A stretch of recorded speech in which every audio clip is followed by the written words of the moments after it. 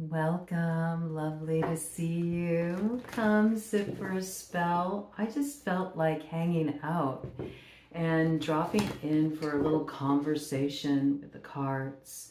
And there's a few things I want to touch on just to kind of open things up, and we'll see where it goes. Let's just see where this conversation takes us. But I want to first open up with getting a little information from our roots. I feel like tapping the roots tonight. That's what's really calling me. I've been dropping in real deep to connecting with my roots, tracing my roots. And it's something that I've never really explored deeply in the past, but it's become more of a real drawing force for me, you could say, especially over the past few years. And I've really been having so much open up inside of me in relation to that. Just a sense of, how can I place this in this conversation in a way that makes sense? I think it's a sense of belonging, you know? It makes me feel a real sense of rootedness, sense of belonging. I think there's something coming up in the collective consciousness right now around belonging. There could be conflicted emotions around that too. There could be things that are coming up that need to be transformed and healed. I say that because we got the moth hanging out in here tonight. It was outside, now it's here.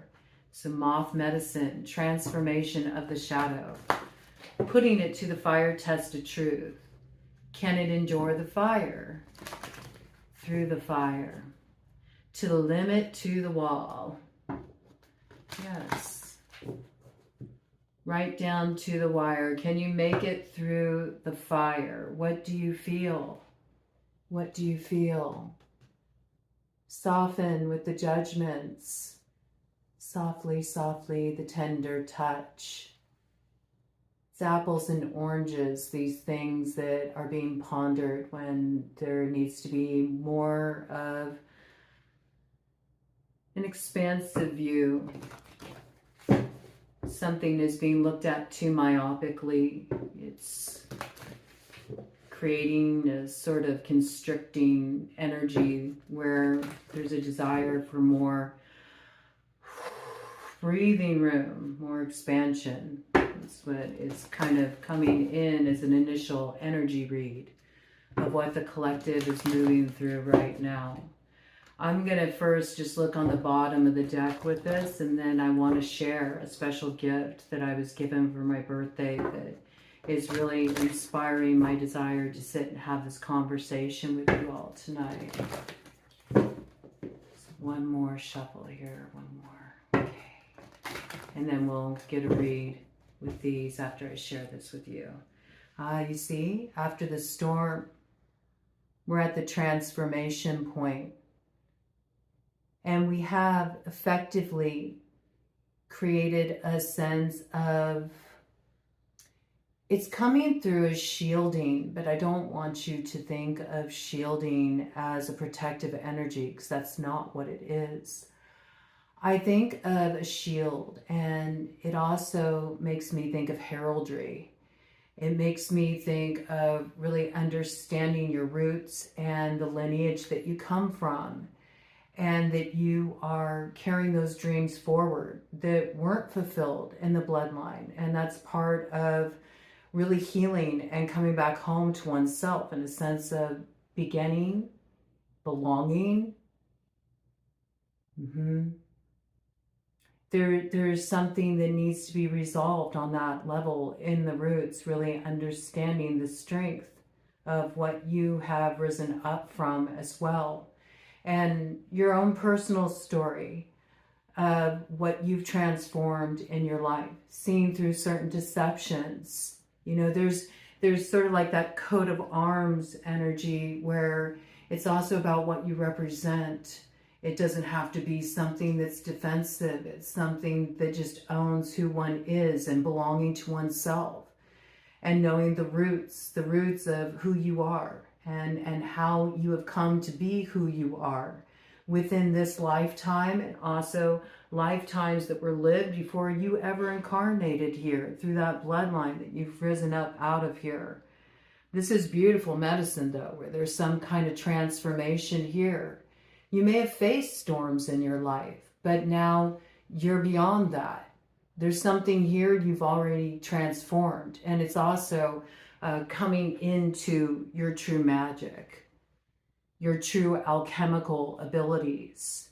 That's how one is made ready to be that magician, to have that new beginning. You have to first be a rider on that storm and be able to see through the darkness to the light that's always there.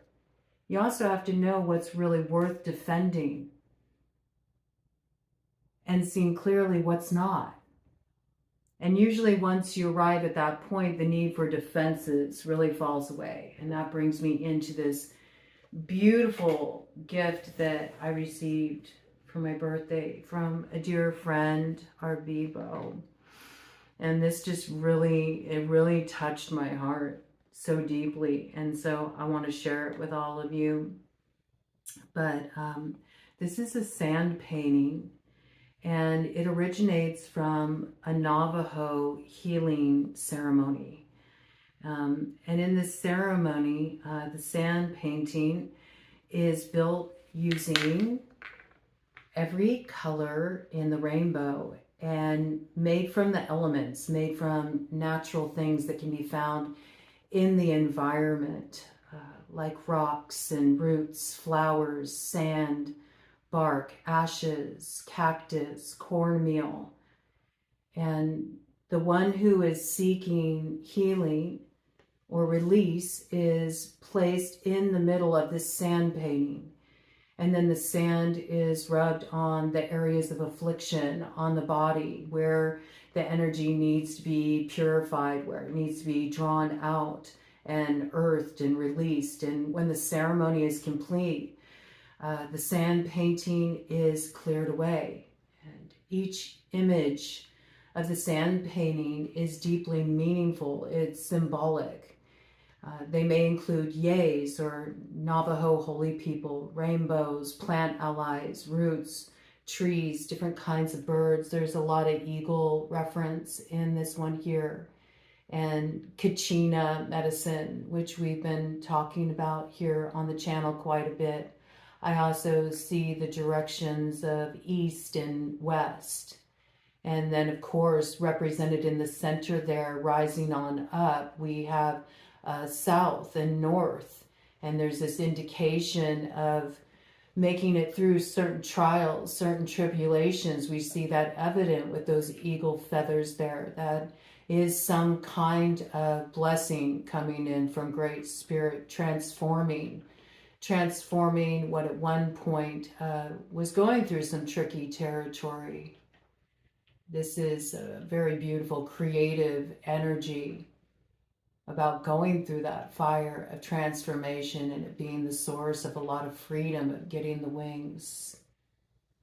There's gifts here. I see hints of Gabo there, and also what it truly means to defend to the end what is worthwhile.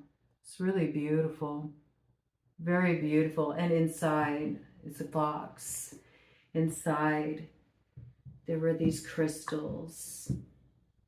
So there's adventuring, which is just a really beautiful stone.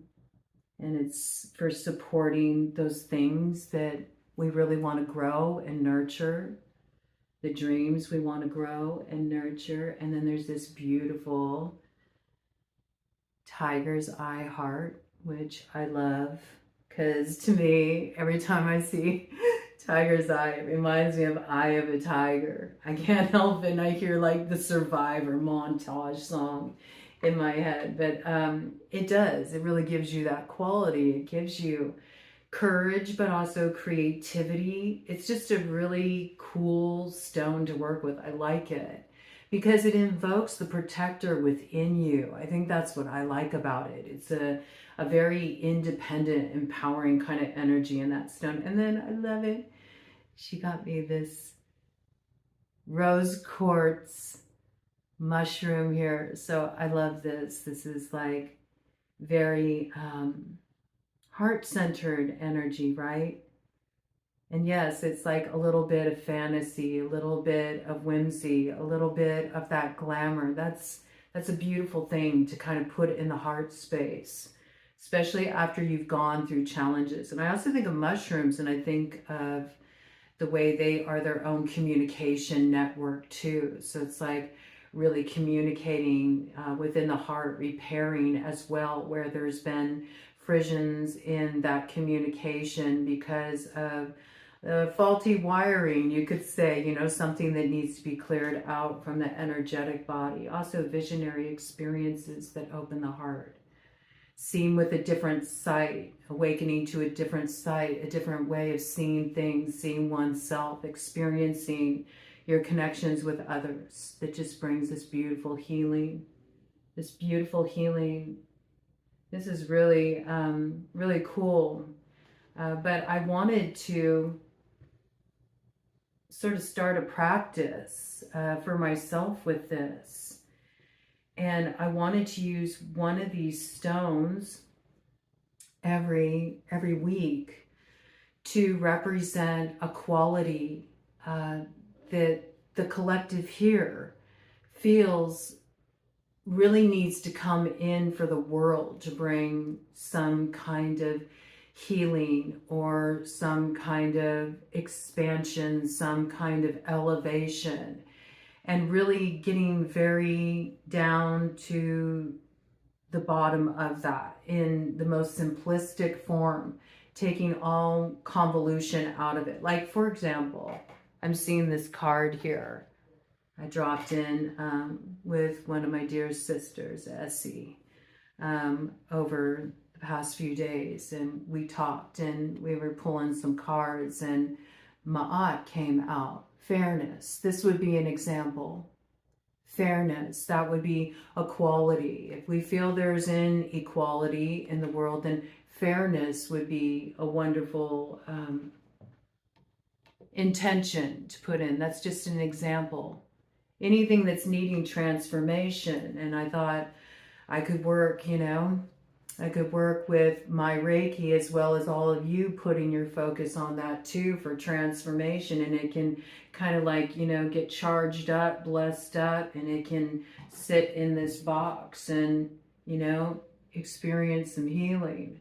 I also got water I've been working on. It's been building. It's been building since back at the time of the new moon eclipse in Virgo. And I'm going to charge it up. With that energy too, with the new moon that comes in Libra. But it's got natural rainfall, water in there. It rained at the exact time of that new moon eclipse in Virgo. I caught that rainwater and I've been charging it up, and it's gotten the energy that came in with the full moon is in there. So I've been really like making up a potent moon water here that contains that energy. I like to work with the eclipse energy. I like to use it for purification. What do we need to eclipse here? And also giving ourselves the courage to look at that stuff. So I'll also like be washing, you know, the stones in that moon water, putting it in here. And I would like to dedicate one of these stones though to the collective. And each week, maybe you can all comment, those of you who want to participate in that. And if I have to start it alone, that's okay too. I can do that as well. But I thought we'd see what comes out maybe in this reading today, and that can get the conversation going. And those who want to participate in that and want to be part of like kind of like raising up some good, you know, healing energy for the collective as a whole. And when I say the collective as a whole, I mean even beyond this little collective. I mean, everybody who shares this space in this world that we live in. Like, what is the world needing at this time? Let's not limit it. And even beyond, let's just radiate it out into the multiverse to seed it and see what comes through, okay? I'm going to work with some Reiki with that, okay? And bring that in, and I'll bring in smoke cleansing. I'll bring in all my good stuff, my stuff that I work with, my medicine, to just amplify that intention. And yeah, let's see. I'd like it if you all would like to participate and bring in what you feel really needs transformation or needs some healing. And let's just keep it just a word, you know? Let's make it real simple so it can be a point of focus for the collective as a whole here. And it's amazing what you can make happen when everybody's focused on a common goal. And if you don't create a whole story around it, but you make it a real single, simple point of focus that keeps things so pure. And it really allows amazing things to start to happen. So I want to start bringing a little bit of this co-creative energy in here. I think it would be really cool. So please share. I'd love to hear your thoughts, okay? Let's go ahead and get an overarching theme here. See what the ancestors, what are our roots? What are our roots wanting to speak to us at this time? Because we can go even beyond our roots, our origin story on planet Earth here. So let's just get it wide open to whatever wants to come through here. And see what we get here. What do the roots want to speak to us at this time? What do we need to know at this time? What do the roots want to speak to us at this time? Where should our point of focus be? Ooh, I like how that came out. Okay, it took a dive deep, man. It took a dive deep. Ooh, wow. Diving for light. Look at that. Diving for light comes in with number 11. Libra energy. That's what we're doing during this space and time. Have you felt that? It's like, do you feel like you're diving deep? But you would think that the more that you dive deeper, the darker it's going to get. But that's not the experience I'm having. It's like the deeper I dive, the more the light builds. Listening for truth. Look at that. That's beautiful how that comes out, because it comes out with the number 36, 9. The hermit, the wizard. He who is at the south node right now, that Virgoan energy. Yes, this is about really finding that point of balance. Also, the Virgo new moon eclipse is what kicked off this cycle that will have us reaching that point of the light by the time that we arrive at the new moon in Libra. It's the mirror moon to this one. They both came in on the 21st, and they're both coming in on the cusp. You know, you had that Virgo new moon solar eclipse come in right at that point where it was about to turn fall equinox, right before it handed over to Libra. A lot of that has to do with the precession of the equinoxes as well. And that is something that is changing up some rhythms. I mean, pretty soon, equinox will start to be a lot more aligned with Virgo season and the Virgo moon. You'll see. It will shift as time goes on, but this energy here is really mirroring each other. And so right now it's like listening for those echoes.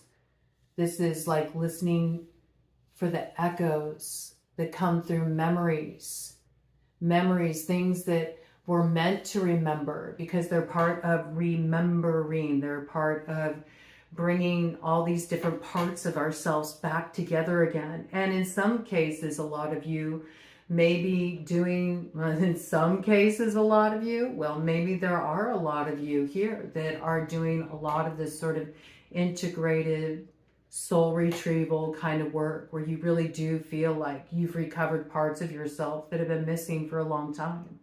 And you're getting reacclimated with that. Like, what does it really feel to get back to who you are? And this is just going to continue to build. It's a very creative cycle. It's also moving a bit through that Neptunian territory. That's natural. We do have Pisces at the North Node.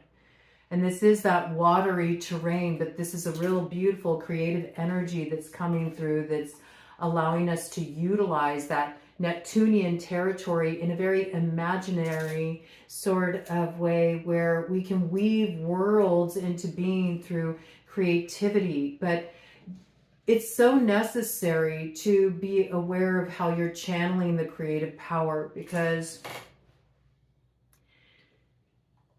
if you're creating from a place of feeling really tense and agitated, things can come out quite distorted. It's good when you're in that space to clear the channel, maybe do something that expends the energy physically from your body before you dap in, interesting, before you dap in for some kind of alchemical work. Yeah, dap in makes me think of dap, you know, instead of tap in. It also makes me think of dap, okay? Maybe even before connecting your energy with others to create something, call something in. There's a necessity here to really tap in to your own energy here, and maybe sort through these echoes to find the truth. There is this light that will be found there if you do this deep diving. So it's diving into a dark space, but instead of kind of becoming that abyss, it's the way through to find the light. That's a real interesting message coming in there. Judgment. I mean, we add that up. It comes to 20, judgment. Yes, and there is some kind of expansion that comes through that. Interesting. Defend to the end, the worthwhile. Wow, look at how that came back around. So there is like this inception point here, and you are getting to the other side of something really heavy. This change is coming about because you've recognized what is truly worth defending and what's not. And sometimes there's certain things that you can just release. You can just let them go. There's nothing really to be argued about. It's like if somebody misunderstands who you are, if they're not willing to see you as you truly are, or maybe they're just not in a place where they can acknowledge it, then there's nothing to defend there, you know? You can let other people have their opinions of you. You can let other people think however they think of you. What's important is that you know who you are. And that you're worth defending to the end, you know? Your dreams, your vision, what your heart is calling you to do. What feels right in your soul. What you are truly loyal to. What you are aligned with. What's your passionate purpose in this life. Or finding what that is. If you feel like you're not in touch with that yet. Maybe recognizing that the focus hasn't been on the right things and that's why it's eluded.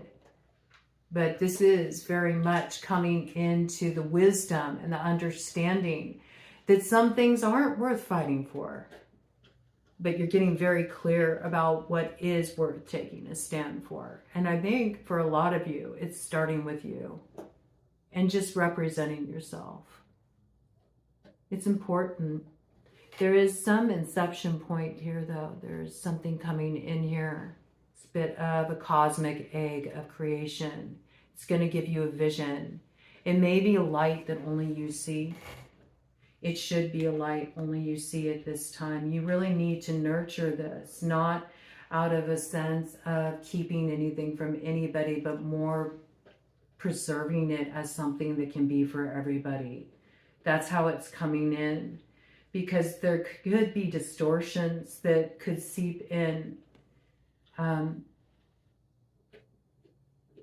Yes, that could alter what is wanting to be created here. That's what I feel.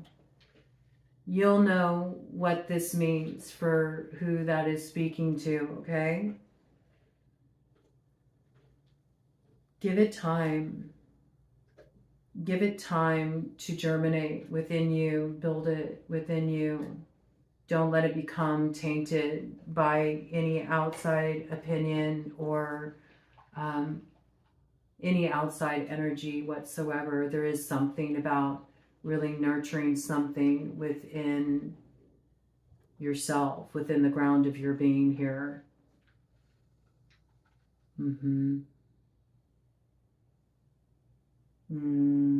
I like it because, see, it requires you to really listen to your own truth, not ask other people's opinions about it or whether they think you should take this approach to it or that approach to it. There's something about just really trusting your own creative process. I feel like there's something really deep that's resurfacing in you here that is being expressed in some kind of creative way. It's cathartic too. There's something that's healing here. There's something you're healing generationally here. There's something that's also part of, I'm hearing like the evolution of the bloodline, like taking it beyond a certain point that was always restricted because there needed to be a break in that link of the chain that sort of like was a binding to karmic cycles. And you did something to break this. And now it's also time to experience the exaltation of that energy, or what happens when some oppressive force has been transformed. And so during that process, there can be like those echoes of times of the past when that wasn't the case, when you weren't ready to step into that. And those are sort of like the hungry ghosts or the things that would like to pull you back into that space. It's not coming from a consciousness place. And so I feel like that's why it's so important for you to stay in this space. Like there's something about diving really deep into yourself, but it's not at the exclusion of others. It's actually quite the opposite with whatever you're doing here or creating here. And the time to focus on this and work on this, it is worth defending. Like this is very important actually for who this is speaking to. Okay, cut of the deck. We've got here conscious connections. Yeah. See, there's something here. It's almost giving me the impression, I know this will make sense to who it's supposed to make sense to. It's giving me the impression that you're on this timeline, right? This is how I'm going to bring it through. You're on a timeline here, right? And then there's a timeline right in front of you here. And then there's a timeline from there that is like your future self, okay? And you're trying to bridge this gap, but there's this thing where it's like that future self is not going to come and greet you on that timeline. You have to be the one to take the first step. You have to consciously be willing to step into that future self.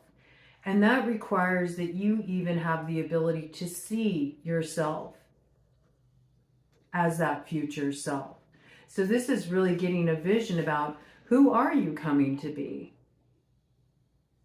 And there might be a need to like open up your perspective around that. Like see what comes up in that space. And then there's this piece here about once you say, okay, I can see myself stepping into that. And maybe I don't know how I step into that. But I see that I can step into this because I wouldn't even see it if it couldn't be a possibility for me. That's when your future self steps onto that same timeline with you, and this merging occurs, this conscious connection. But it's not between you and somebody else. This is going down within yourself. It's like something is fundamentally shifted here, but this kind of gives me the impression of you're in the liminal space right now. You're diving for light. You can start to see the light coming in, but you're not at that center point yet where it converges. And I feel like you're going through that experience as far as these timelines, past self, future self, you know, you discover it in the now, right? That's the moment of alchemy where everything transforms and you can bring the future self into complete alignment with who you are right now, which is just the past self rising up into the present in each new moment here. That there's some kind of manifestation point coming in here. And if this hasn't hit you yet, it is something that is brewing here for you. Yep. And it's going to begin your journey, you see. Every journey begins with a single step.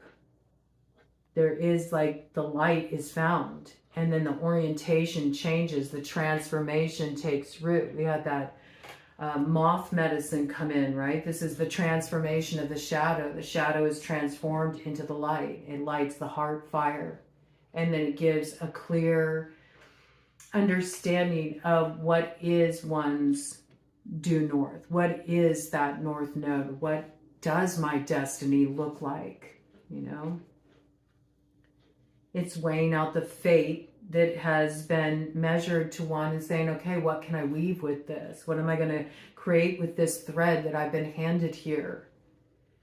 How can I use this thread? I mean, there's many ways you can use thread. You can use thread to mend something. You can use thread to tie something in a knot. You can use thread to bind something. You can use thread to weave a beautiful tapestry. I mean, there's a lot you can do with threads.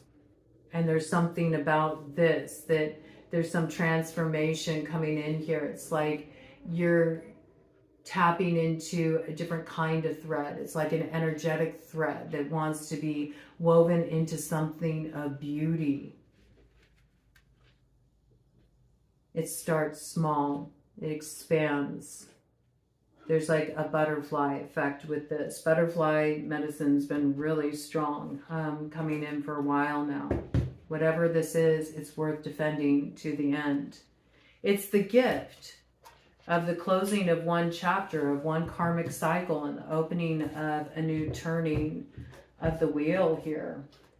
Let's see what we get in elementally around this with the Infinite Tarot, bottom of the deck. Oh yes, we're at that point. The effortless flow. This is when we just have to give ourselves over to gravity with the waterfall, and it'll carry us where we need to go. So you can't fight the flow with waterfall medicine. There's no choice but to just give over to it. In a way, it's a trust fall. You know, that's what this is. A lot of people are needing to open up to the ability to trust again, which can be really difficult. Not only just with challenges we face in our personal lives, our personal relationships, but when we also see what's going on in the world at large and how it does create an environment that is more prone to division, it's more prone to distrust. It makes it very hard to lead with your heart, or even at some times trust the path of heart, because things have become so convoluted. And that's why it's so necessary for us to get back to that pureness of the heart within us. Maybe sometimes that does require more time to ourselves, to meditate, to reflect, to rest, you know, to not have outside influence, to tune in instead of looking at outside sources, distractions, you know. to get a clue about, you know, what's up, or what's going on, or where am I at. I mean, the best way to really figure out where you're at and what's going on is to tune into yourself, you know, and take that time. It was really good for me to spend the past few days just like, oh, I had a day where I just slept all day. It was so good, man. I slept all day and it was just delicious. And then I got up in the evening and I went out and I hung out with my tree and I went for a nice long night walk underneath the moon with Ted, and it was just wonderful, you know. It's perfect. Made myself some real warm, nourishing, yummy food. You know, it's just nice to connect with simple things. Simple things are really deeply nourishing, you know, and sometimes that's the best antidote for whatever is going on. Or if you're feeling, you know, all of this energy swirling in the atmosphere, you know, just take some time to drop in with the simple things, and you'll be surprised how much it roots you, how quickly. Yeah, look at that. And then you get everything you need to make your garden grow with the 10 of water there. Just all the abundance comes in, everything you need to nurture all those seeds you planted. It just grows. It grows so effortlessly when we just allow ourselves to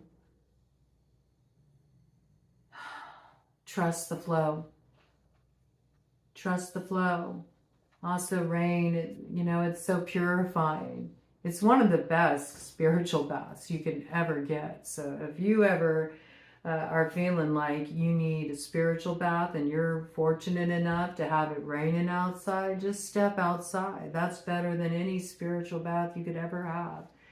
It's really amazing the way it can just totally cleanse away so much heaviness. And you notice that even when a storm rolls through, it's like there's a charge in the air, that kinetic activity is in the air, but then the storm passes and there's like, you know, everything feels just a little bit lighter, you know, there's like more breathing room here, you know, and it's that same kind of energy.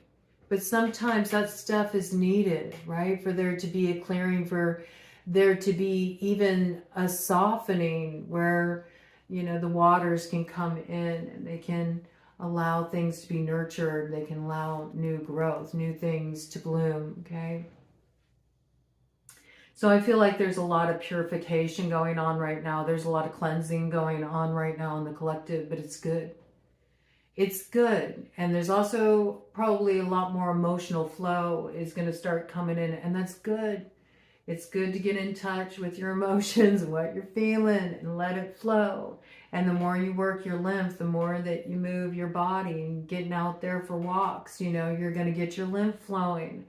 And so the more the places inside of you that have been really tight and constricted and have been holding in for too long, they're going to start to flow. And it's good. It's healing, okay? It's healing. And there's like beautiful growth that comes from it. I see it, all right? So let's get some more details here. What is coming in for the collective as we're making our way through this liminal space in the lead up to that Libra new moon on the 21st? What is coming in here for the collective? What is the medicine we're needing? Ooh, okay. Well, we need the light. That 3 of fire here. Light a candle in the darkness. That's been coming through. And just give yourself over to it, man. Light a candle in the darkness. If you're moving through the unknown and you feel fear around that, or if you feel anxious around that, light a candle in the darkness. Light a candle. You know? There's nothing wrong with calling the light into the darkness. I mean, that's a beautiful way to do it, actually. You know, speak your fears to the flame. See those fears go into the flame and be transformed. You can even send those fears or those limitations, perceived limitations, out like moths, you know, flying from your mouth to the flame to be transformed.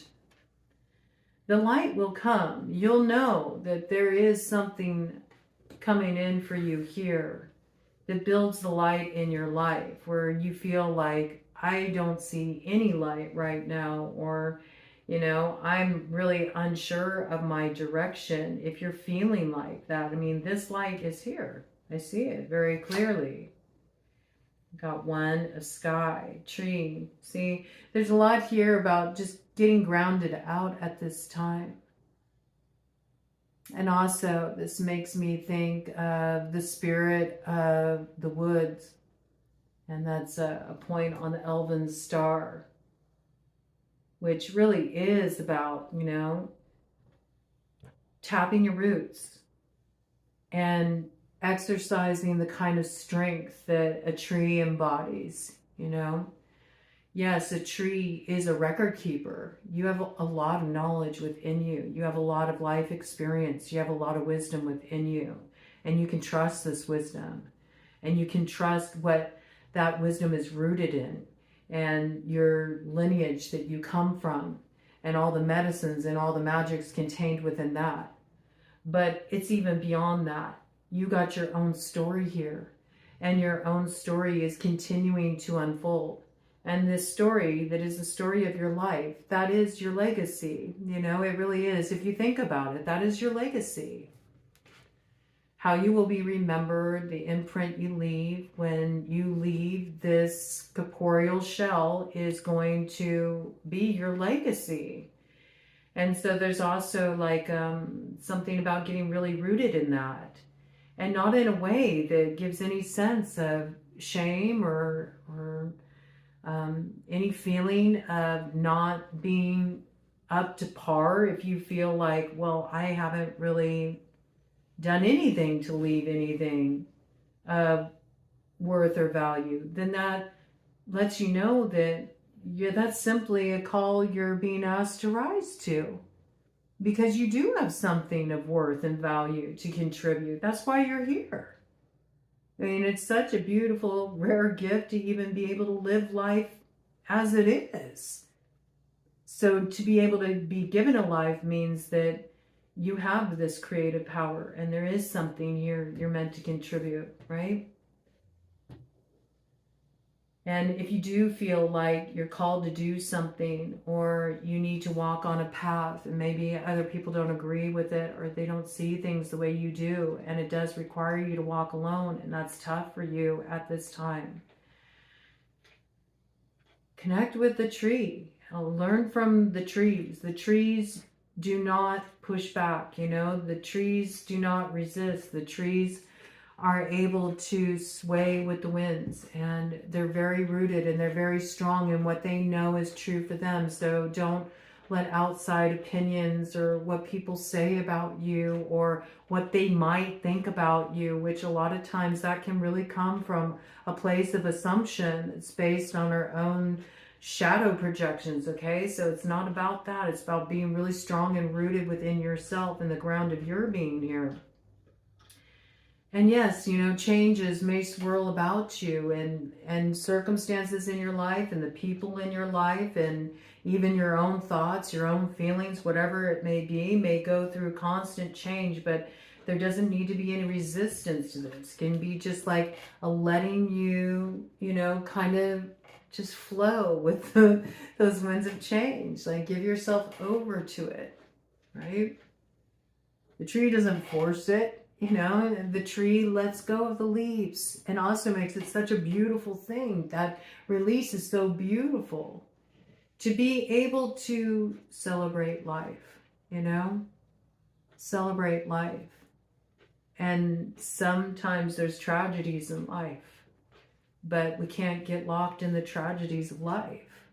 We have to stay focused on what could be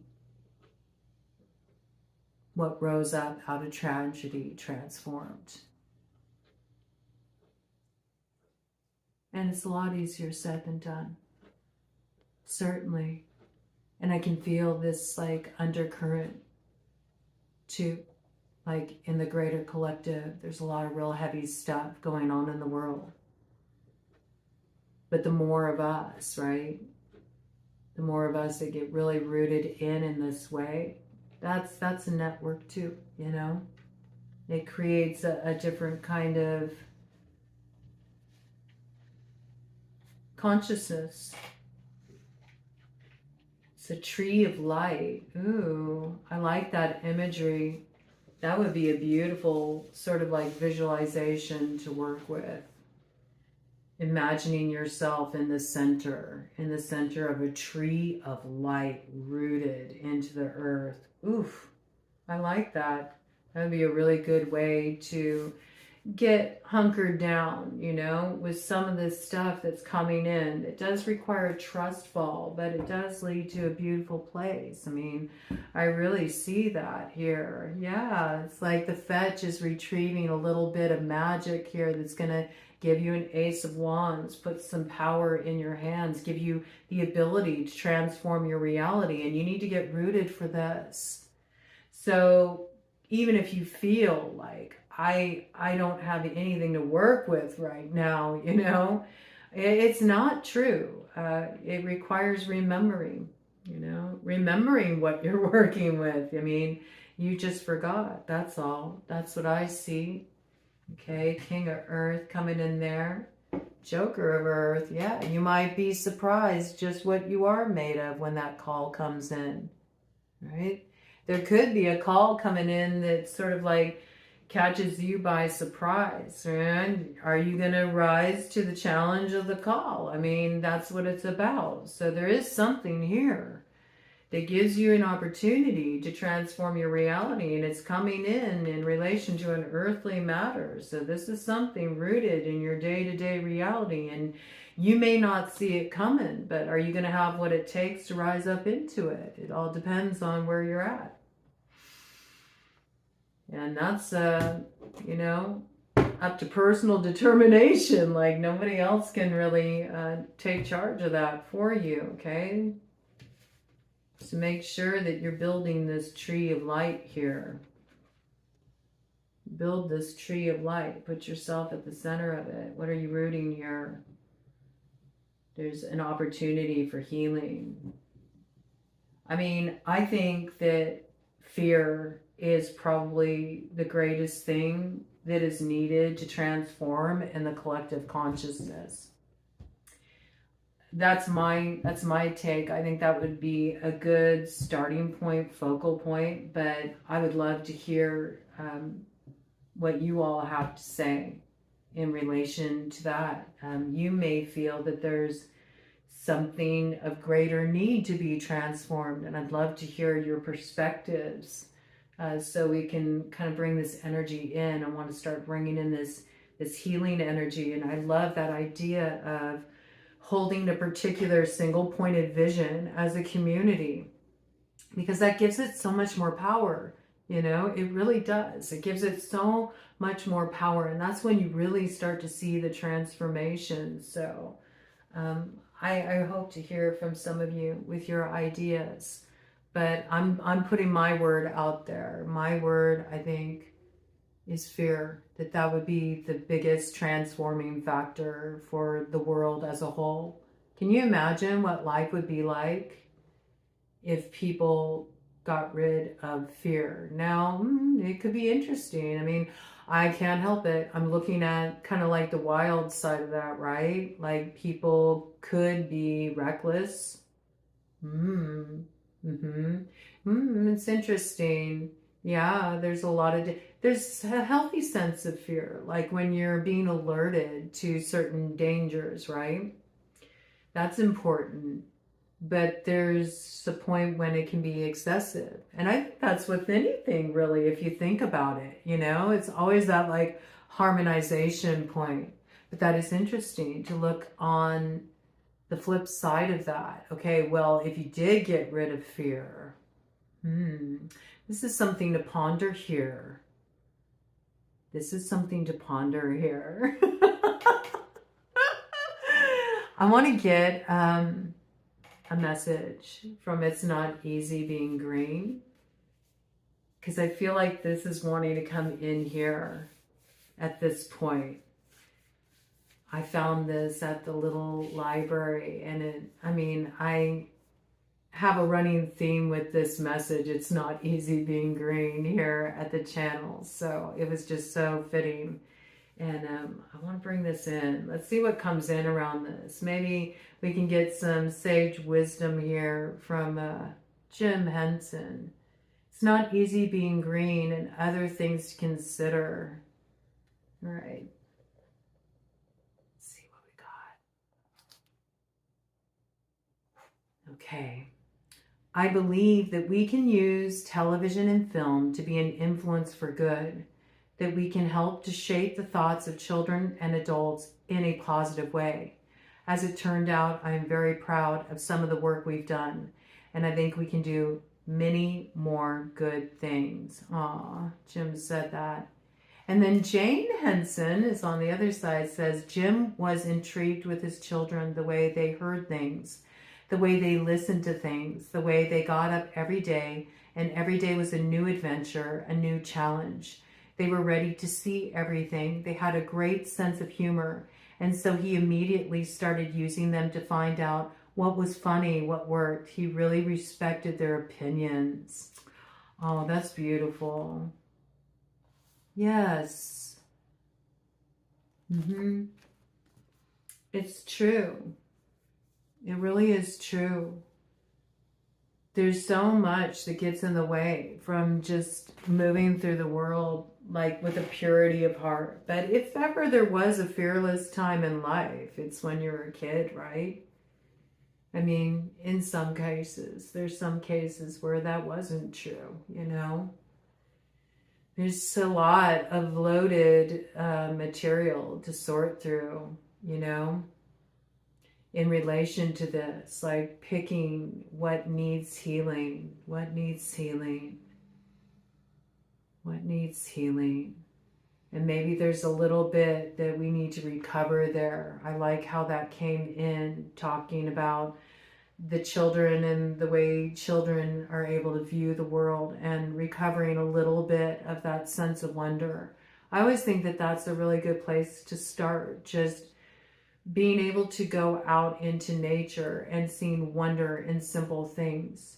And I do think it's something that in generations after Gen X, I do feel it's something that there's been a little bit of a loss of that kind of magic, right? I mean, when I was a kid, all of our time was spent outdoors. Like, that's what we did. We played outside. We were connected to nature, you know. I was doing things like having dirt clod fights and stomping through creeks and building tree forts and having go-kart races and shooting off rockets. And like, you know, we did stuff outside. We had our adventures outside. And I mean, there were video games and stuff. Those did come in eventually, but people didn't spend all day just totally like tuned out. We were totally connected, you know, connected with the earth. And I feel like that's something that has really been lost. So, you know, I feel like that is such a key piece there, the way that that's something that really does purify the mind. You look at so much of what's put out there online, and it affects the consciousness. It affects the way people see themselves. It affects the way they see other people. It controls the narrative. And then you have a lot of people that just, you know, don't really recognize like what a powerful medium it is, and how there can be a way that we can connect on this level that brings more realness in and more connecting points in and more accepting points in too, you know, for people to be uniquely who they are.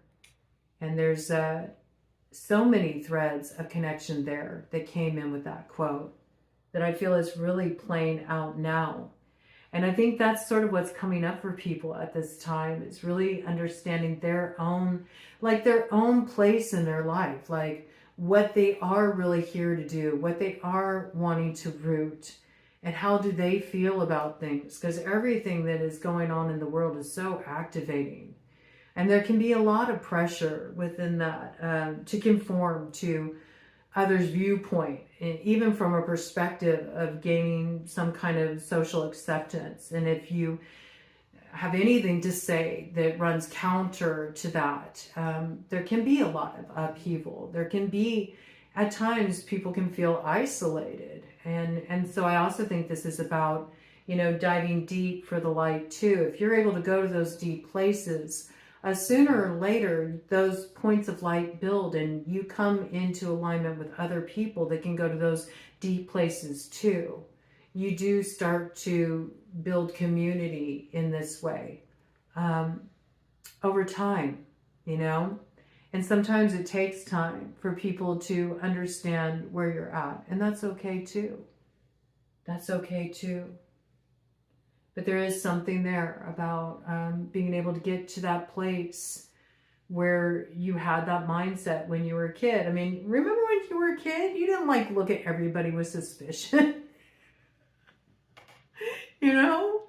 You actually, you know, were able to kind of, you know, let people kind of just show you who they were. I mean, if you had a rotten experience with someone, or you dealt with some bully or something, well, you learned right away, like, those ain't my kind of people, you know?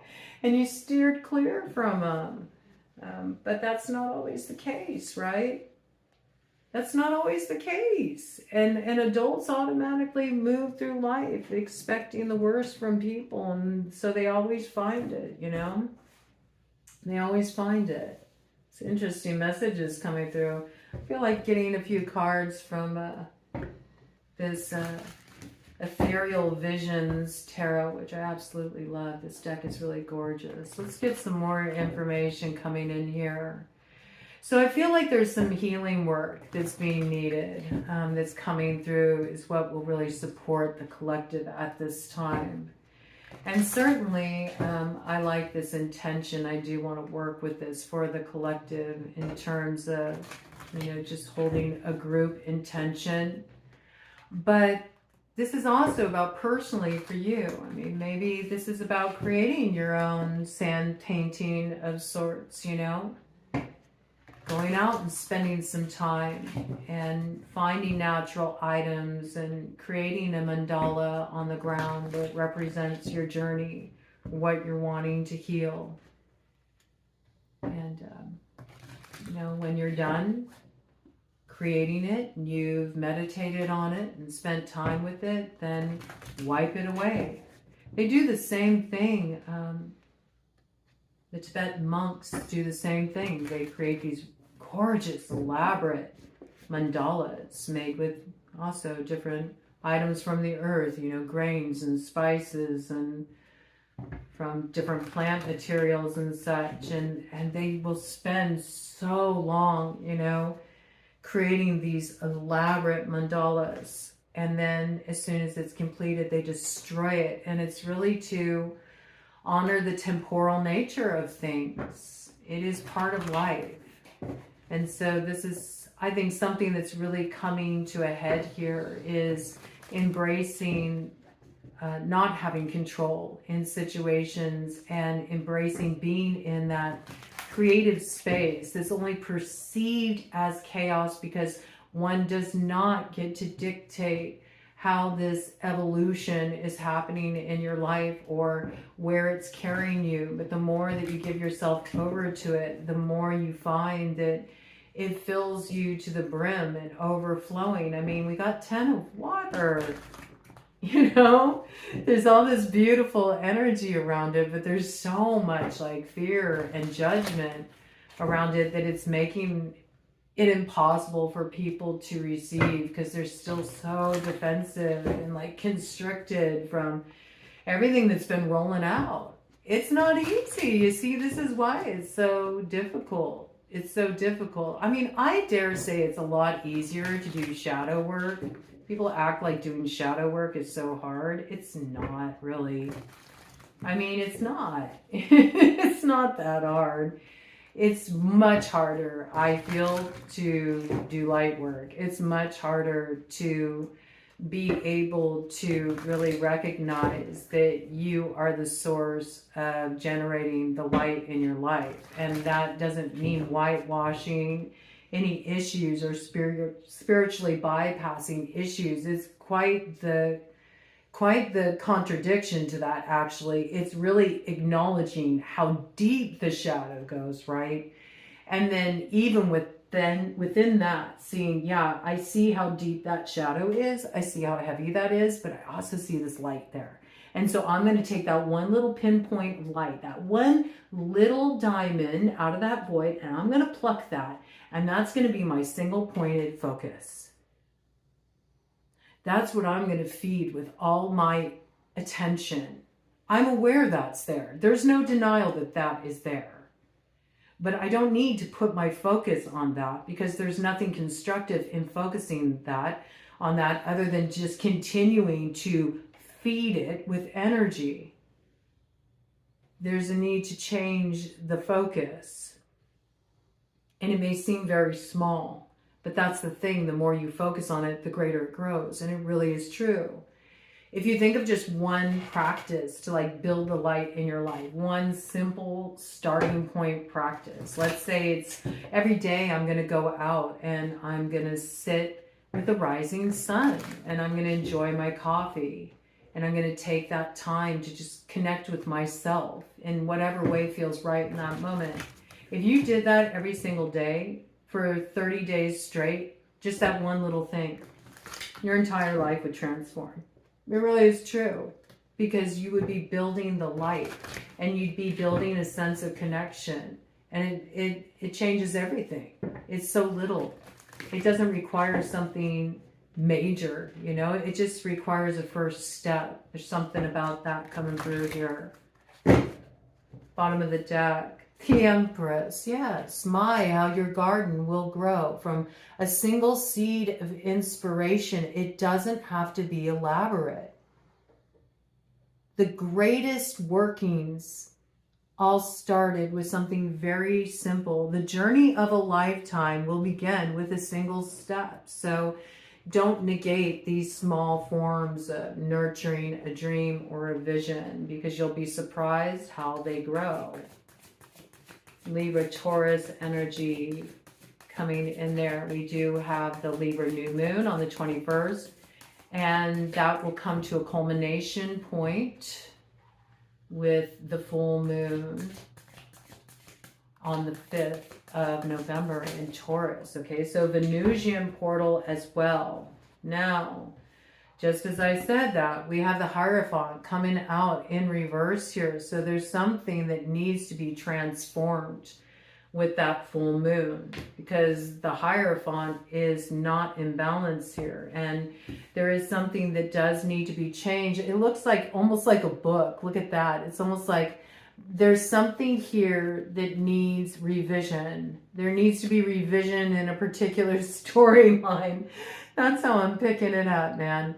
There needs to be some kind of revision in a storyline, because the old story just ain't it. It doesn't offer the keys to the kingdom here, okay? There needs to be a new story that's a little bit more optimistic, that can invite in a true sense of like jubilation is how it's coming through. I just love this Fool card. It's just so footloose, fancy free. It's got that whimsy and that magic of Mary Poppins in there. Just a spoonful of sugar makes the medicine go down in the most delightful way. It's like, it's really true. Just a little bit of sweetness, a little bit of playfulness, a little bit of levity, a little less of this stodginess too. Now, to me, when I see the Hierophant, I gotta be honest with you. When I see the Hierophant in reverse, this is not a negative card to me, because to me, the Hierophant is all of those societal structures that are very authoritarian and that keep things in boxes. And to me, this is when all of that is coming undone, like the boxes are being broken down and there's a new way forward that's being embraced. I mean, this is the Aquarian energy. It's also big Aries energy. It's that brand new sort of vision of how things can be. And maybe it is a little bit daring, and maybe it does require us to go out on a limb, but man, that looks like fun. That looks like an adventure. And I mean, even the Pathfinder is on for it. Like, yeah, this is the path. You can't always play it safe. You can't always, you know, stay within these boxes. These boxes are meant to be broken down. So I like this energy. There is something that's boxed us in. It needs to be broken down. I mean, I think fear can do that too. But like I said, usually when you're wanting to like exorcise something, okay, when you're wanting to release something, cleanse something, free oneself from a binding, you know, you could say, like the ways that we can bind ourselves up in these repetitive loops of thoughts that we hold, or stories we tell ourselves, or karmic patterns. Like, there needs to be a way to kind of like disrupt that energy, disrupt the loops. And the best way to do that is, you know, sometimes you got to like thumb your nose at fate. Even you have to kind of thumb your nose in the face of fear and just be like, it's a calling though. And I do feel a sense of aliveness despite the fear. There is something coming in here that's causing you, I feel it'll come to a head by the full moon. Something that's acted as a very limiting force that may have been exercising some kind of worldly control that prevented forward progression, or an opening of the road is being taken out of that position of power. And it could be because you're seeing through it. You could just dismantle it from that place of authority by, you know, reclaiming your independent thought. You know, it's not that hard. But I like this energy because it means something has been abusing its power here, and it no longer has the power to do so. And I do feel that has everything to do with you, you know, accurately seeing something. Yes, and look, there's the Fool on the bottom of the deck. So we know that the road opens. I like this. What do we got here? King of Cups in reverse.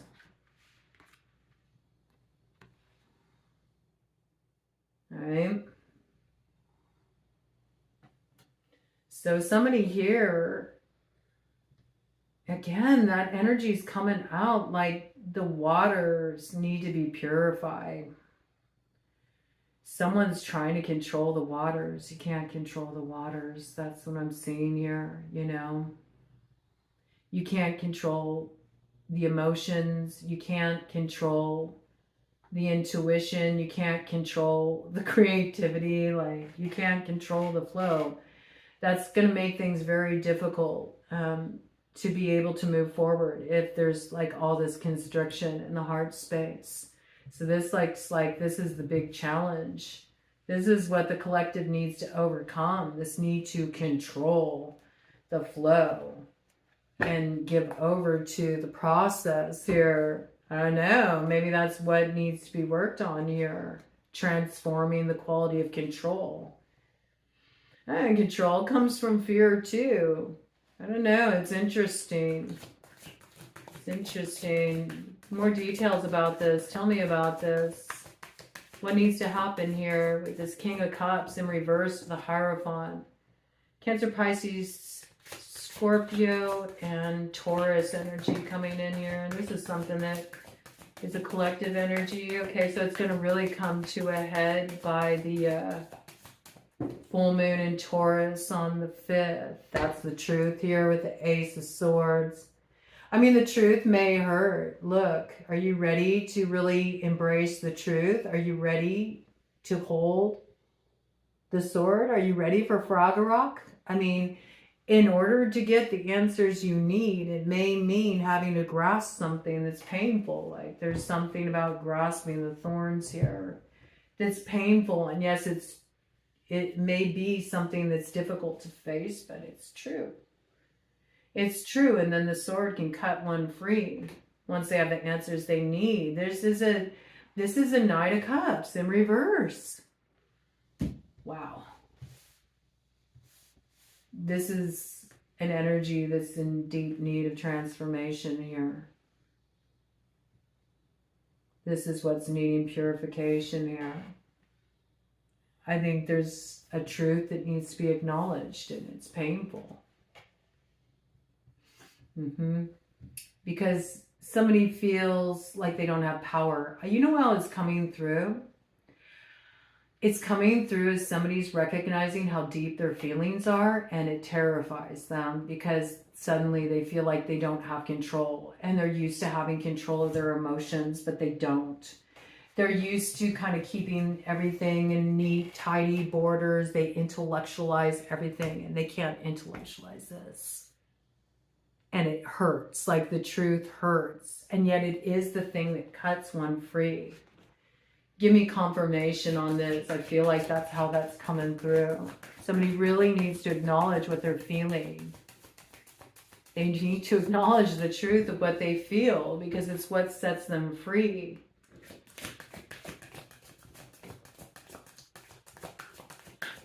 They have certain stories about this, about what it means to open up to the truth of what they really feel. And there's something about that too that could be like a sharp edge of truth because it might require like some kind of admission or, yeah, now I got some stuff coming out here, bottom of the deck. Now we got it upright. Knight of Swords, see? Once this truth is embraced, then there's like the horsepower needed to move something forward. One can have single pointed of focus. They can have clarity in relation to what needs to be communicated as well and cut to the chase. I see that. But there needs to be first this acknowledgement. We got a crossing energy here and then a covering energy. So the crossing energy is the Lovers. I knew it. And look at this, Lovers. There's no indecision there. Like somebody really does know what they feel. They do. They know what they feel, but there's something that's frightening about facing the truth. Somebody's used to being able to bypass this part of the story.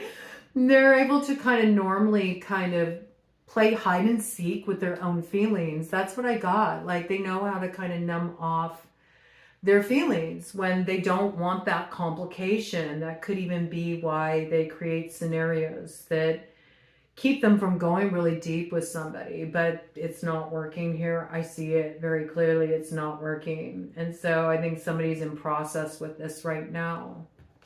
What do we got here? And with this, we got Justice. Put a fork in it. It's done. That's right, broad. We're calling out what's been hidden here. Okay, this is a transformation point, though. I like this energy. Yes, Justice, come on through. See, it's like, ooh, what's heavier, the heart or the feather? Which is it going to be, the heart or the feather? You know, there's something that's being weighed out here. It hasn't come in yet, but I see this is what's going on right here. Ooh, okay. There's something important brewing here. We know that there is something that is being balanced right now in those scales. Let's do a cut of the deck and see what we got.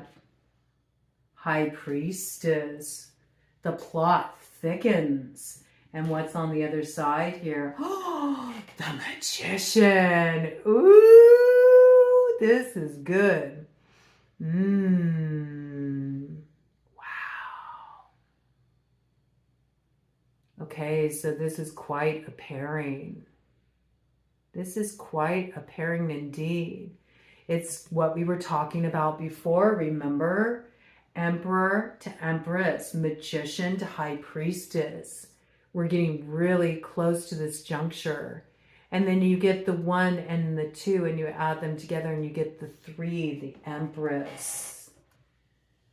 Ooh, this is spicy. And what do we got behind here? The 7 of Cups. So there is something to sort through here. There's a little glamour territory we're moving through here.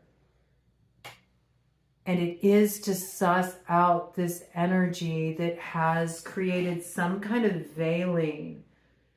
Some kind of veiling here. What's behind this Knight of Swords? That leads to the star, the transformation point. So this is about to get to the point in the storyline of the hunt where there's the casting in the sea to begin the process of transformation. Like we're getting really close to that Stargate and this rebirth of the magician, the high priestess, Merlin, that energy signature of coming out of that process of returning to source and being purified and then washed up on the shore anew to start a new adventure. Yeah, it's like here you are on the other side of the Stargate, looking back at the waters you just rose up out of. This is a process that's beginning that's not going to come to its culmination point until February 17th with that Aquarius new moon. But what's happening right now is significant. Okay, but I think somebody's feeling really upside down, but it's to turn them right side up here. Gemini energy with the Lovers there. Something needs to be unmasked in this situation. It could even be a part of oneself that's kept them. Oh my gosh, what's behind that? The well, the deepest well of Danu. And right after that is the Ace of Cups. That's what this is. Oh my gosh, and right behind the Ace of Cups is the Ace of Wands. Wow. And behind that is the Devil, okay? So see, there is this energy here that is very deceptive, and it's more like the devil inside. It's like the deceiver within that does not see yourself accurately. It's a part of you that you're unconscious of right now. It's a part of us that we need to see more clearly, that's sort of like running the show, that prevents us from sort of feeling like we're stepping into the true potential here. But this part of us is going to become unmasked, so our true identity is revealed. There's this part of us that's been sort of casting this illusion around us that we need to see through. And this is diving into that deepest well of Danu. And on the other side, what does it bring? It brings the Ace of Cups to the Ace of Wands, to the Ten of Cups, to the Ace of Pentacles, to the Nine of Pentacles. But first, the death. There's no other way through. The death has to occur for the rebirth. And that's the point we're at now. It's just watching as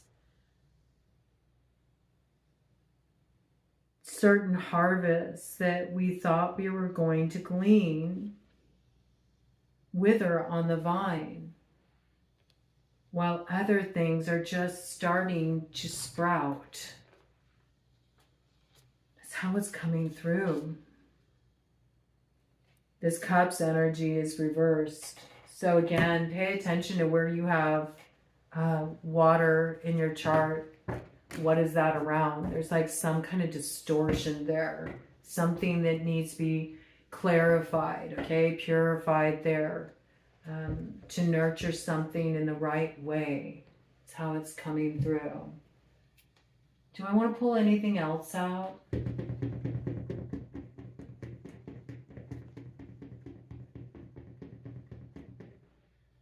Yeah. I'm going to pull out my angels and imps real quick, just to cap this off. Especially with that devilish energy coming out there. Capricorn energy, but it is about how to step into worldly power too. In other words, how to see what you want to see occur in material reality. When we look at it from an alchemical standpoint, but in order to achieve that, there's a need to see through something that has been subconsciously holding the reins and has been creating these patterns. And so let's check it out here. Let's get some more details around this collective. Angels and imps, what say you? What is this territory we're moving through here? What do we need to be aware of here? There's a lot of stuff going on astrologically right now that does create some interesting, kind of at times murky territory to move through. Right. We have to remember that as we are leading up to that Libra new moon, it is a direct mirror for that sort of shadowy terrain of the eclipse that came in with the new moon in Virgo. All right, so let's just get a little checkpoint here so we can accurately know what we're working with on an alchemical level by seeing both sides of the equation. All right, bottom of the deck here, 6 of Swords, right? So yes, this is about holding the perception of unity, to have a single pointed focus as well. I'm really getting that's so important right now, to just keep things very simple and very streamlined and keep yourself focused on a unity point, like something that does not create division within the mind, does not create conflict within the soul, something that just feels very unifying, very harmonizing, something that makes you feel aligned. That's what moves you out of the space of sort of mental troubles or agitation that can really disrupt your focus, and also not only disrupt your focus, but also affect what you are manifesting in your life. There is protection against accidents here and a promise that what's been ailing you will be healed, but it does require focusing on a unity point, having this kind of perspective. What is the place where things can converge? What is the point of solution? Or what is that thing that does inspire or does draw me or does bring out the best in me? And that's what needs to be fed more, and that's how you find the way through the troubles that are put in one's path through the 6 of Swords. Okay, let's get some more details here. What do we need to be aware of as we're moving through this territory in the lead up to the Libra new moon? Queen of Cups coming out there. Yes, Queen of Cups. This is how you can find redemption. This is how you can get out of those boxes that have you sort of hemmed in. And this just flipped up here.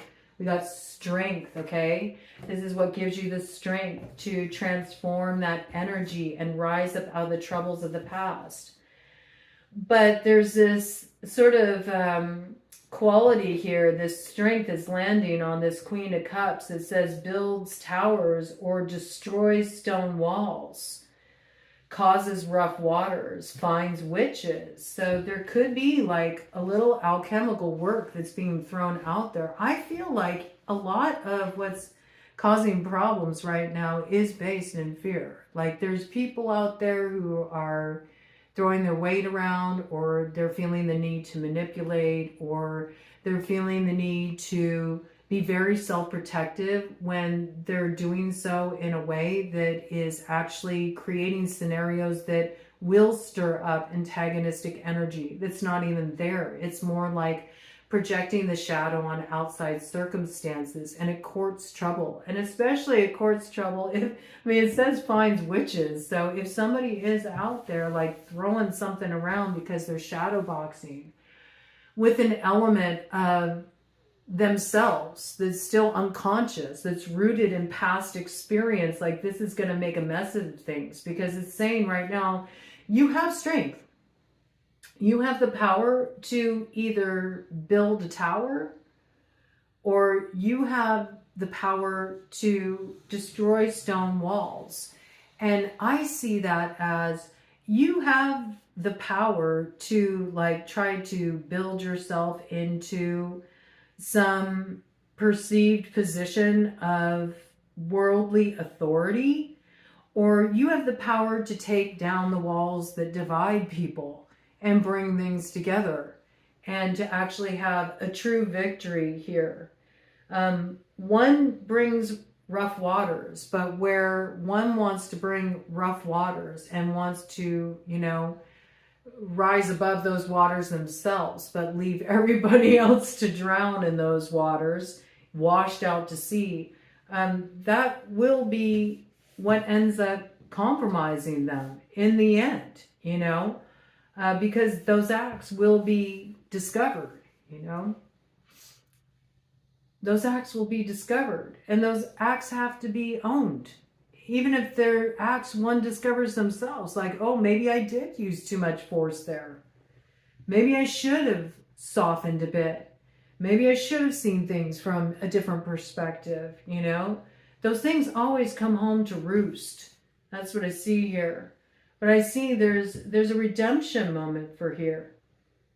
For Queen of Cups here. If they can break down those boxes. That's what I see. There's like a need to free oneself from a certain perspective that's limiting their ability to move away from troubles. That's how it's coming through. Coming through very strongly for the water here is needing to get themselves out of some limited perspective. And in doing so, it gives a brand new beginning with the Ace of Pentacles here. It gives a clear point of focus that brings about divine blessings, drives away evil spirits, and ensures that there is a harvest to glean, okay? So there's always a point of redemption, you know, for everybody, if they can get the proper perspective, the proper focus. We always have the ability to see things with clarity, and then that can change the way we move, the way we do things. Anything else that wants to come through here? All right. So it looks like somebody is weighing this out right now. That's kind of how it's coming through. Somebody's weighing out the path of heart and what it takes to step on that path of heart. And they're trying to decide, do I want to bring down walls or do I want to build a tower and be isolated in that tower? Five of Pentacles comes out with that. Yes. Yes, and again, strength comes out again. Big Leo energy, okay? Leo energy coming out here. There are energies here that want to raise you up, okay? There's support here that wants to raise you up. There's a sense of loyalty here too, but it's also about being loyal to the truth that you know inside, what's truly right in your heart. And this is what delivers you from those that would oppress. That's what brings victory, is to have the strength, right? To have the strength to overcome what feels like a loss. To trust what is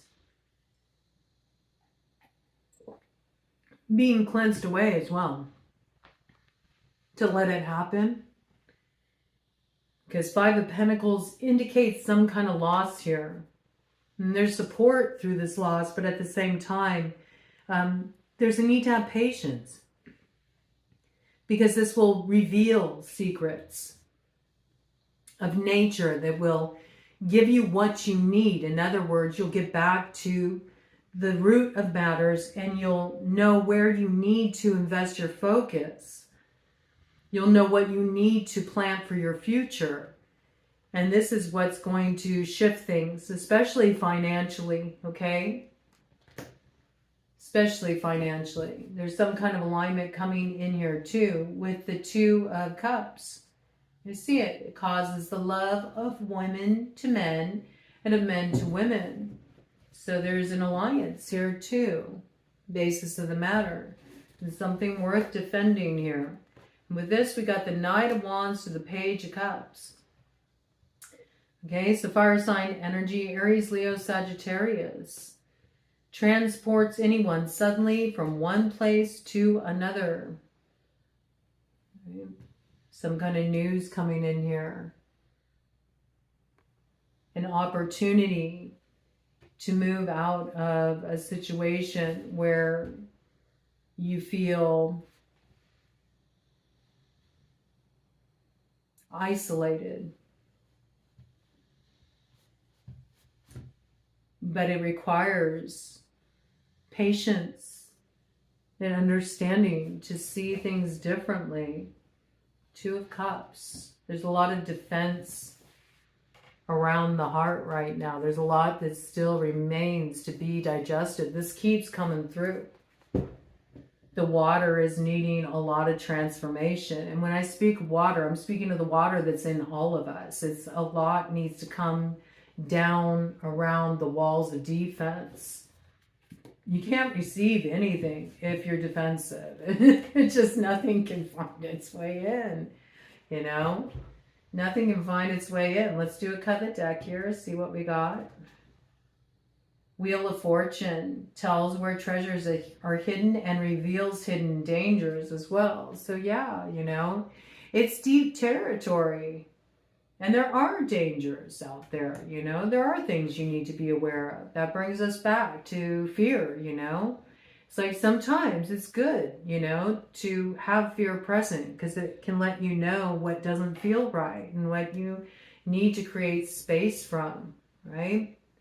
If you're feeling like, if I, you know, let this in, it's going to hook me back into this old cycle, then you probably should trust that, at least for the time being.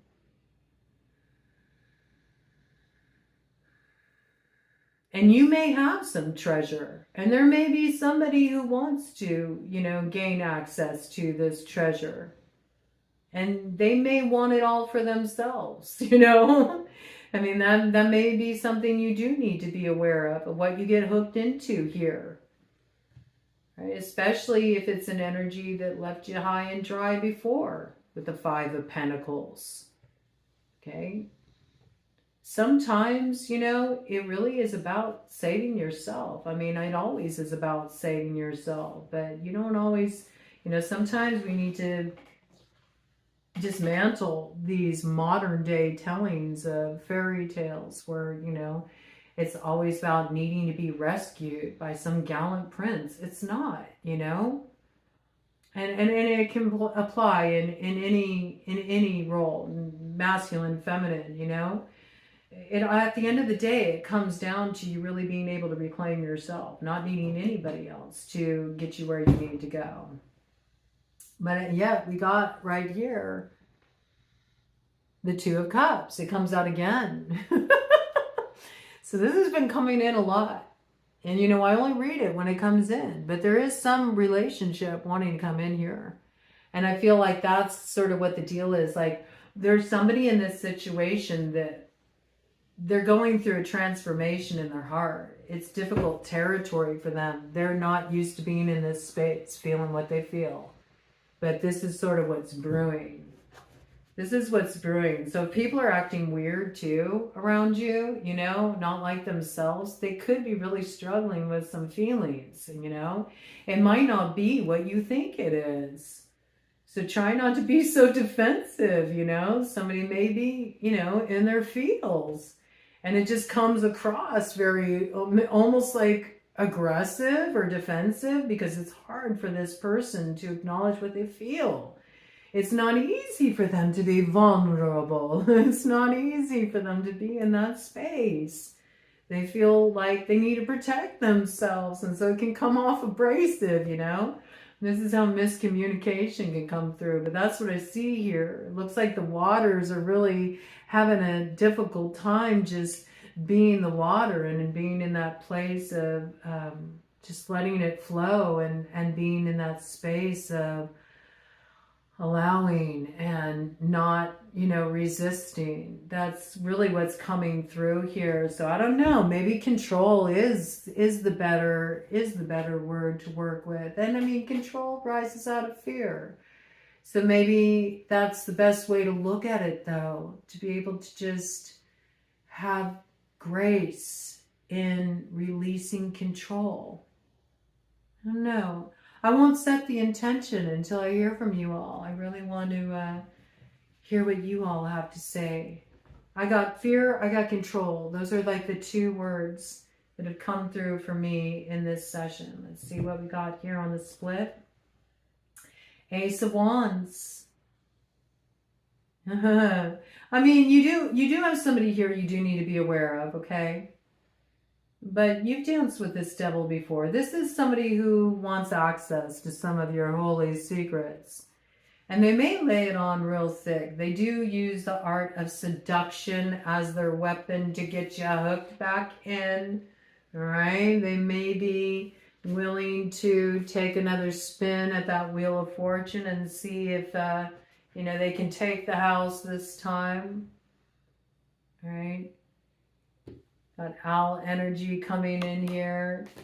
Owl coming in with the Wheel of Fortune. Strong Sagittarian vibes here. You could be this Sagittarius. You could be a Sagittarius that's being approached by a character like this. Okay. Could be a Queen of Cups. Could be a Leo. All right. This energy here. Cancer, Pisces, Scorpio. All right. That's what I see. But there's also this need to be aware of what you're entering into, how you want to create your future, and what you're feeling here. What you're feeling is a clue. With that, we got the Six of Wands. It's an energy of victory. And yeah, I mean, we got bring souls back from the dead to answer questions. We got that Griffin energy here too. So maybe there are questions about where is my treasure? Where did it go? And who got their hands on it? Because I'm going to reclaim my treasure here. So yeah, I could see this. And I think where one feels like a treasure was taken from them, where somebody tried to gain access to their treasure, tried to rob them blind. I do feel like they'll be successful in getting the answers they need and getting those things back, even if it does mean raising the dead, so to speak. You know, there could be something that's being resolved on a legal level, something that is connected to someone's passing, and there's a successful conclusion of that. This could be something connected to inheritance that's being restored. I also could see this as, you know, bringing back people from the past to get clear answers on things, or people from the past coming back around the bend to reveal the truth. All right. Whatever this is, it does create some kind of fruition. There is something that is resolved. There's movement forward here. There's a manifestation point. And it's an important linking moment. Okay? Whatever this is, it looks like it. Should I get some numbers? This is like a real deep drop. I wasn't planning on going this long tonight, but I don't know. I kind of feel the urge to get some numbers. Yeah, let's get some numbers and maybe some letters too. All right, bring me through some life path numbers. Bring me through some numbers of significance, Spirit. Okay, we do have a moving forward here, and it looks like it's the start of some lucky turn of fortune here. Something that's a little bit heaven sent, all right? We do got the number 7 coming in here, so a lot of spiritual synchronicities coming through that are going to really light up the direction to go to move things forward. Also got life path 6 coming in here, life path 1 coming in here. I feel the 1st through the 6th of November are going to be a time when things really start to move forward. It's the start of a lucky cycle. So yeah, something's really going to come to a head with that full moon in Taurus on the 5th. And it hatches a new vision. There's like a new beginning there. So I do feel like that's when the aces start to present themselves here. And there were quite a few aces that came in. I mean, we had the Ace of Wands, the Ace of Cups. I think we had all of them. Yes. We got the Ace of Wands, the Ace of Cups, the Ace of Swords, and the Ace of Pentacles. And that's when we have that Empress to Emperor, Magician, High Priestess. So this is what begins that cycle. It's like the Chariot arriving on the scene to lead us forward to the fruition of that storyline, which is everything about heading down that road to the Stone of Destiny. But this is just getting kicked off here, okay? Very interesting. Also 6th house Virgo, okay, coming in there. Also 6th Venus, Libra, Taurus. The 1 energy Aries coming in there as well. So Seventh house of Libra. Okay, those are the energies I got there. I mean, it's really tying into what already came in before on previous downloads about the Empress is wanting to stir early. It's like this energy is ramping up. It's not going to wait. It's not going to wait for the spring. And I mean, in the southern hemisphere, it is the spring. So maybe we're bridging that gap a little bit. And it's interesting, the constellation Libra is in the southern hemisphere. So it's in the south. So that's interesting too. Especially with the message that came in on that download the way. This was talking about needing to go south. You'll still end up north. Needing to go through that point of transformation and to sort of flow with those winds of change, and you'll get where you need to go. It may not be the way you think. That came in before too. All right, let's see what we got here.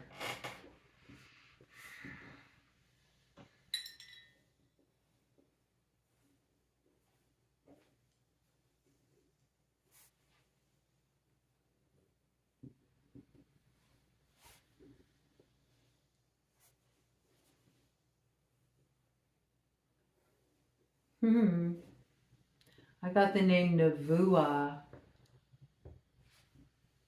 That name doesn't come through very often. Navua. Doesn't Navua mean heaven?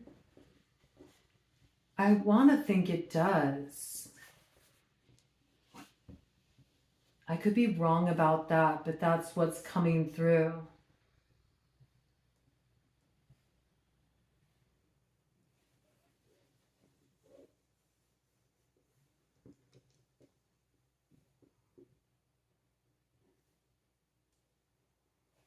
I also got the word boo.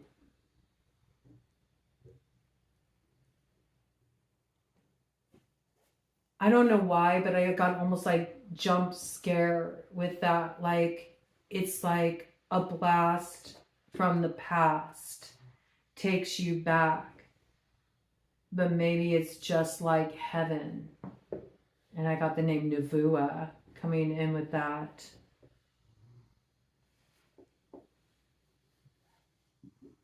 And it could be also just like heaven. That's why that needed to come through. Because I think Navua means heaven. I've met one person named Navua in my life. And I think that that's what the name means. I could be wrong.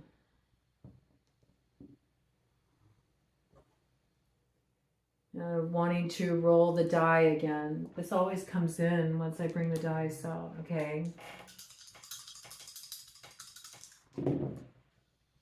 We got 11, 12, 13 coming in with that. This could be like a voice from heaven. Oh, I get it. Okay. Voice from heaven.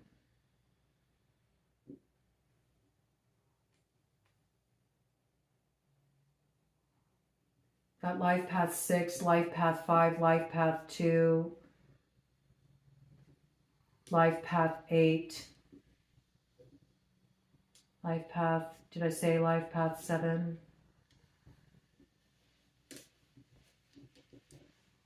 Yeah, this is somebody saying hi from heaven. Ooh, okay. What do they want the collective to know? Could be a message for Navua, but let's see. What do they want the collective to know?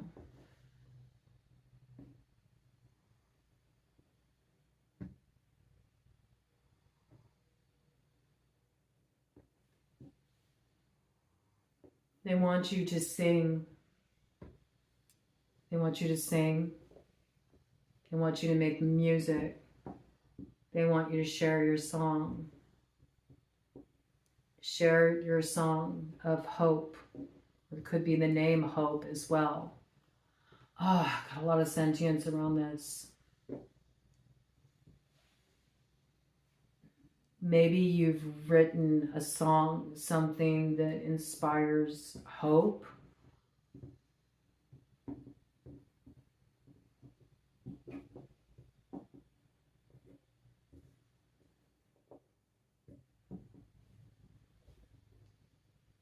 I got don't delay. Don't delay. Like, don't hold off on this. It's a seed of hope. I don't know who that's for, but it's for somebody.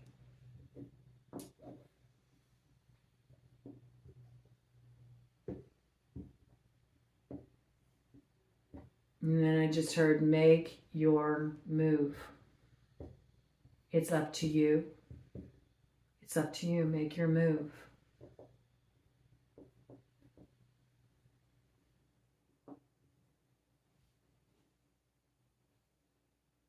That's what I got. All right. I know this was a deep drop. I didn't really have any plans for this, but I hope it brought through what was needed at this time. And we'll see what else comes through as well. In the interim, let's just go ahead and just set this for like the next 72 hours. I'm sure threads of this will, play out in the lead up to the Libra new moon and beyond, on up to that Taurus full moon on the 5th. But this here feels complete to me, okay? So if you made it this far, thanks for dropping in with me and riding it out, man. I appreciate you. And more to come in this week. More to come in this week. A lot to sit with here. A lot to sit with here and just sort of integrate. So yeah, drop me off a word, just one word. If you never commented before, just one word. What do you think needs to be transformed in the world? One word, any word where we can collectively put our focus. It can even be a quality you want to call in, maybe you do feel there needs to be more fairness, or maybe you do feel there needs to be more understanding. Whatever it is, whatever comes through for you, know that it's valuable, and we'll write it out. We'll figure it out, and maybe we'll do each of them, one at a time, and we'll start with one focus, and we'll carry it forward from there, and see what we can make happen collectively. We can all hold it together. I can lead that a little bit on the community board too, okay? So I don't know, I'm feeling a little bit of this energy, like wanting to collaborate a little bit, bring our energies together a little bit more, getting a little bit more involved. I think that maybe is what's needed to bring in some hope too. And maybe also a little love. I see that here too. All right, take care. See you soon.